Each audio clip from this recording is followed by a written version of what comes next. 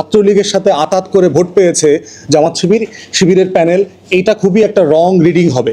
এবং এতে যেটা হবে, এই দলগুলো ছাত্র সমাজ থেকে আরও বেশি বিচ্ছিন্ন হয়ে যাবে। কারণ ছাত্রছাত্রীদের ইন্টারভিউ দেখেন, আমি দেখলাম আপনার টি শার্ট পরা, শার্ট পরা মেয়ে, জিন্স পরা মেয়ে সাদেক কায়েমকে ভোট দিচ্ছে। তো এখন এটা তো জামাত শিবিরের সাথে তো এটা যায় না, তো তাকে ভোট দিয়েছে কেন? সে বলতেছে যে আমি শিবিরের এই ভাইদের সাথে নিরাপত্তা বোধ করি। সিম্পল জিনিস, যে আমি ছাত্রদলের ছেলেদেরকে দেখলে আমার গুন্ডা পান্ডা মনে হয়। এখন এটা তো কেউ মনে করতে পারে ভাই, তার তো স্বাধীনতা আছে। তারে দেখলে আমার চাঁদাবাজ লাগে, গাঁজাখোরের মতো লাগে, এটা তো ছেলেমেয়েরা বলছে ভোট দেওয়ার পরে।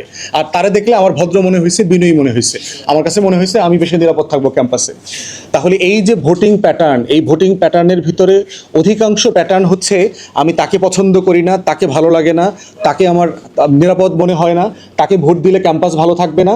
অতএব এই যে নেগেট করছে, আমি তাকে দিব না, তাকে দিব না, তাকে দিব না, এই দিব না ভোটগুলো দিন শেষে গিয়ে শিবিরের প্যানেলে জমা হয়েছে।